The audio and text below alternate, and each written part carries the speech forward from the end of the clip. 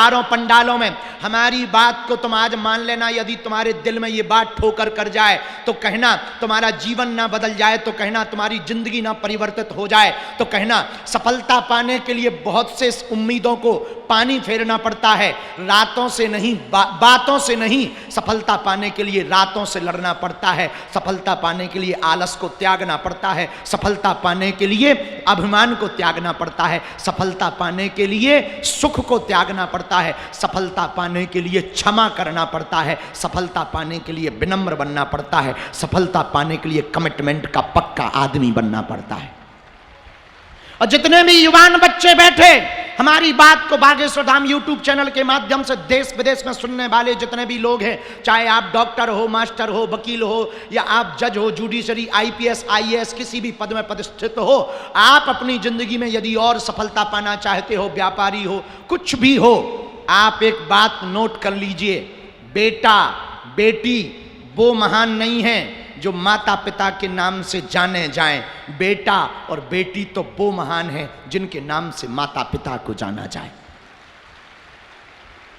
और माता पिता को जानने के, माता पिता की पहचान पूरी दुनिया में कराने के लिए एक बात तुम अपने आप से वचन ले लो कि अपने आप को बदल के बताओ, अपने आप को इतनी मंजिल पर पहुंचा के बताओ कि तुम्हारे माता पिता अपने आप में गौरवान्वित महसूस करें। सुनो, दौड़ते हुए घोड़े, उगते हुए सूर्य का चित्र लगाने से कभी भी भाग्य नहीं चमकता है। सूर्योदय के पहले जागना पड़ता है और घोड़ों की तरह दौड़ना पड़ता है,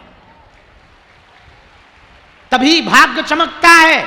हम केवल तुम्हें रास्ता दे सकते हैं, हमारे दरबार के माध्यम से मात्र तुम्हें रास्ता मिल सकता, हनुमान जी का आशीर्वाद मिल सकता, पॉजिटिविटी मिल सकती, अच्छी सोच मिल सकती, थॉट्स तुम्हारे पास अच्छे आ सकते हैं। हमारे पास जो दिव्य शक्तियां या दिव्य चेतना है, जिन शक्तियों के बल पर भारत से लेकर के कई देशों में सनातन धर्म का हम झंडा फहरा रहे हैं, हम इसके बल पर तुम्हें आशीर्वाद दे सकते हैं, लेकिन चलना तो तुमको ही पड़ेगा। हनुमान जी पेपर देने नहीं बैठेंगे। शक्ति हमारे पास है तो क्या शक्ति बैठती है दरबार लगाने? लगवाती वो है, बैठना हमको पड़ता है, मेहनत हमको ही करनी पड़ती है, बोलना हमको ही पड़ता है, जब तक हमको ही करना पड़ता है। हनुमान जी की जो हमारे पुराने हनुमान जी हैं, अब हम आज दिखा रहे, बहुत अभी तक नहीं हमने तुम लोगों को दिखाए। ये देखो हमारे पुराने काले हनुमान जी, बहुत प्राचीन है। अपनी अपनी टीवी पे दर्शन करो, ऐसे दर्शन तुम्हें कहीं नहीं होंगे।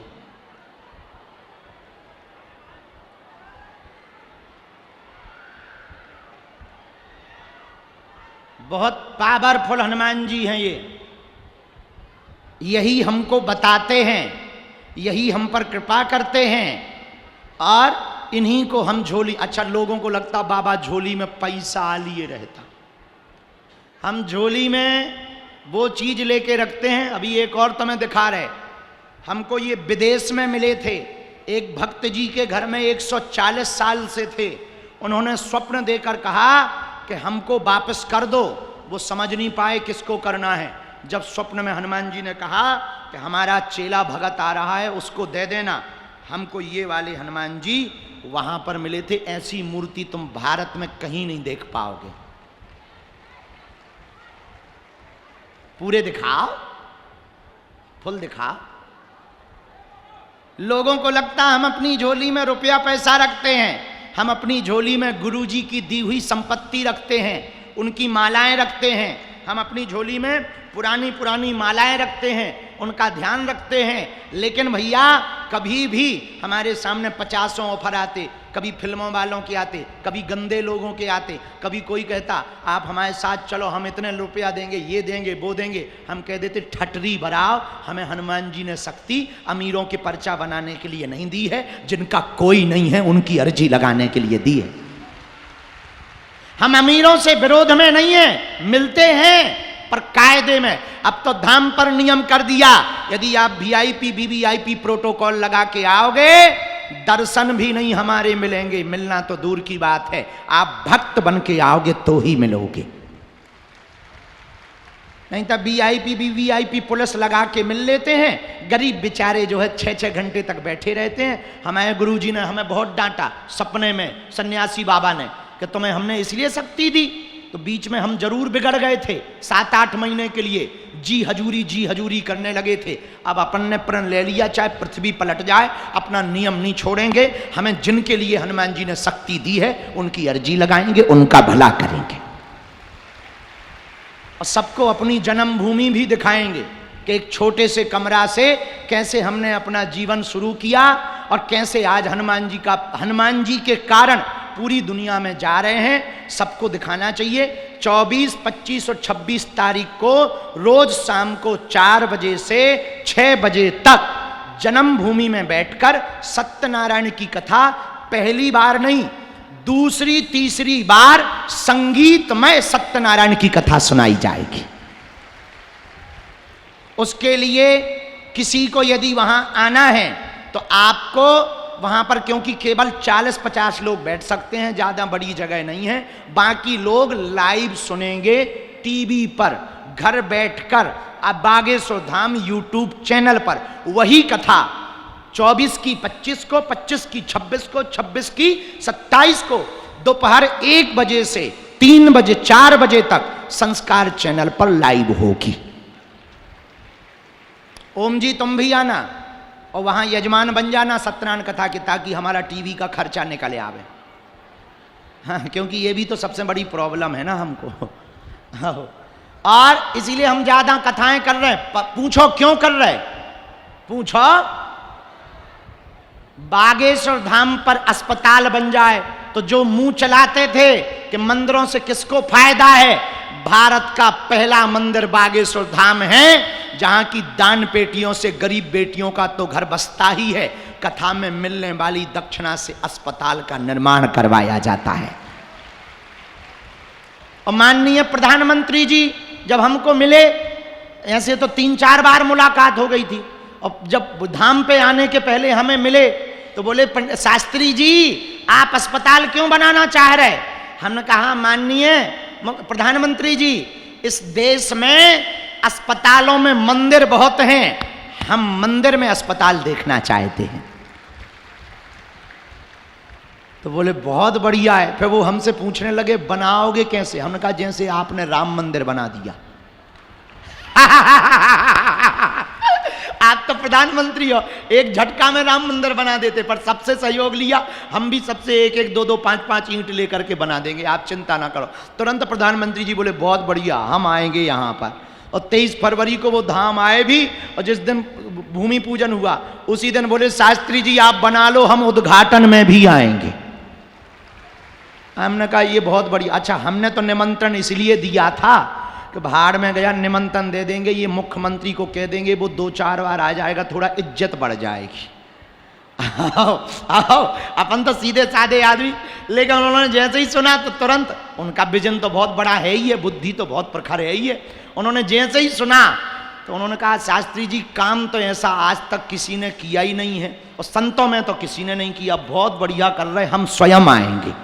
हमने कहा चांदी कट गई गुरुजी अपनी, तो बहुत बढ़िया है, अपन को ऐसे बुला भी नहीं पाना था, जय बजरंग बली की। आओ, लेकिन ये हमारा प्रभाव नहीं है। बोलो बोलो, अरे जोर से बोलो। बागेश्वर बालाजी का प्रभाव है, वही है, साक्षात रूप में विराजमान है। कलयुग के राजा हमारे सन्यासी बाबा ने 1.25 करोड़ हनुमान चालीसा का पाठ किया था, 46,000 शक्तियां साथ चलती हैं, उन्हीं की हमको प्रेरणा लगती है, उन्हीं की ये जप तप की मालाएं हैं, उन्हीं की दम के कारण हम ललकार कर बोल देते हैं, देश में भी और विदेश में। जो अंग्रेज हाउ डू यू करते थे वो भी अब सीताराम जप रहे। आओ, और लंदन के जो अंग्रेज नक्कटा भारत में रहे, जिनके पूर्वज, अपन उनकी संसद में हनुमान चालीसा पढ़ आए और आशीर्वाद ठोके आए। उनका बेटा खुश रहो, कल्याण हो, हवेली पे आ जाना। आओ आओ, लेकिन ये हमारा प्रभाव नहीं है, किसका है? और आप लोगों को सुन के बहुत आनंद आएगा हनुमान जी का चमत्कार। भारत तो भारत, विदेश के प्रधानमंत्री, न्यूजीलैंड का प्रधानमंत्री हमारे दरबार में आया, तो वो हमने सोचा अब हम क्या करेंगे, हमें तो अंग्रेजी आती नहीं। और भगवान की बहुत कृपा है, हमारी अंग्रेजी इतनी खतरनाक है, अंग्रेज भी आत्महत्या कर लेते हैं। हाँ, और अपन सीखते भी नहीं है। क्यों सीखें? अंग्रेज सीखें हमारी हिंदी के हम क्या बोल रहे हैं। और कई बार तो ट्रांसलेटर भी आगे को लोगों सिर पकड़ ले, क्योंकि हम हिंदी बोलें तो ट्रांसलेट कर दें। हम कई बार बुंदेलखंडी ठोक देते हैं। जब हमको मजा लेना होता है तो हम ट्रांसलेटर पे ही कह दे कि अंग्रेज से कह दो खिसकिया। अब वो डिक्शनरी खोलत रात की, ये खिसकना क्या है? आओ। और एक सेंटेंस में हम 12 देश हुआ है, और एक सेंटेंस में 3 देशों के प्रधानमंत्री को आशीर्वाद दिया है। एक ही अंग्रेजी आती, I can not speak in English but I understand your feeling. इतने में ही हमारा काम चल जाता है। तो वो भी कहते बहुत बढ़िया, बहुत बढ़िया। हम कहते थे जय बजरंगबली, अच्छी पूंछ घुमा रहे। पर ये हमारा चमत्कार नहीं है। बोलो बोलो बोलो। तो किसके चरण पकड़ो? अच्छा, कौन कौन दरबारों में भटकना नहीं चाहता? कौन कौन तंत्र मंत्र यंत्र षड्यंत्र के चक्कर में पड़ना नहीं चाहता? कौन कौन ऊपरी बाधा अलाय बलाय से जीवन भर के लिए उपाय चाहता? कौन कौन अपने जीवन को सरल सहज एक जैसा लंबी ऊंचाई लंबी छलांग जिंदगी में लगाना चाहता?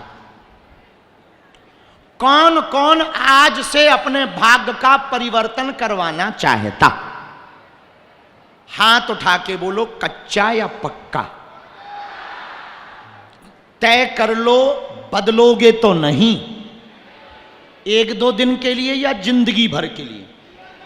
सोच लो, पक्का? कौन कौन अनेक गुरुओं के, तांत्रिकों के, मांत्रिकों के चक्करों में नहीं जाना चाहता? पक्का? तो क्या आप लोग हमारी 3 बातें मानोगे यदि सही लगे तो? बोलो बोलो, जम के बोलो। हाथ नीचे करो।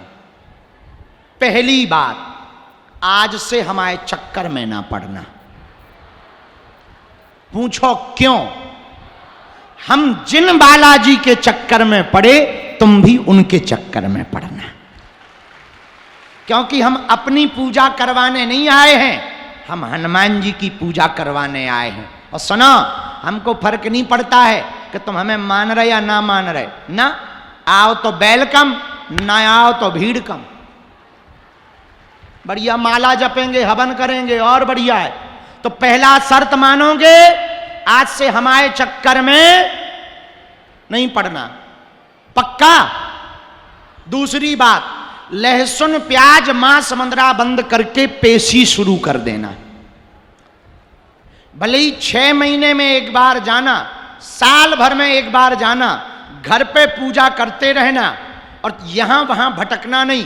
और तीसरी बात, जब भी बागेश्वर बालाजी के सामने जाना, जो कलयुग के राजा हैं, स्वयंभू हैं, जहां सन्यासी बाबा की 46,000 शक्तियां बैठी हैं, उनके सामने खड़े होकर कह देना, हमने बहुत भटक लिया, बहुत धक्के खा लिए, अपनी बहुत हंसी उड़वा ली, बालाजी आज से तुम हमारे हो गए और हम तुम्हारे हो गए।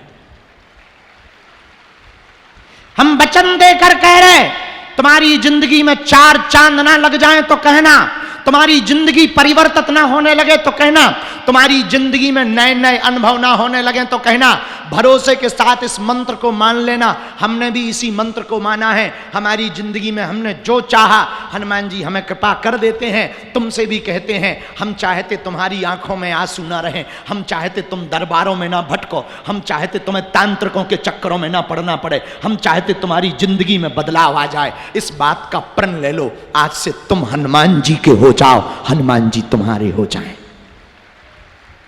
कौन कौन जीवन भर के लिए हो रहा? पक्का पक्का पक्का? हाथ नीचे कर लो। दरबार शुरू कर रहे। अच्छा, पदयात्रा याद है कितनी तारीख से है? दिल्ली से वृंदावन तक भारत को हिंदू राष्ट्र बनाने के लिए हम फिर से 10 दिनों तक पैदल चलेंगे, गांव गांव गली गली। पूछो गुरुजी तुम पैदल क्यों चलोगे? पूछो क्यों चलोगे? पूछो। बड़े लोग, अमीर लोग, अच्छे लोग, बुरे लोग हमसे आके मिल लेते हैं। इससे भारत हिंदू राष्ट्र नहीं बन पाएगा। हवाई जहाज, चार्टर्ड हेलीकॉप्टर से भारत हिंदू राष्ट्र नहीं बनेगा। गांव गांव गली गली में दीनहीन हिंदुओं को गले लगाना पड़ेगा, तभी भारत हिंदू राष्ट्र बनेगा।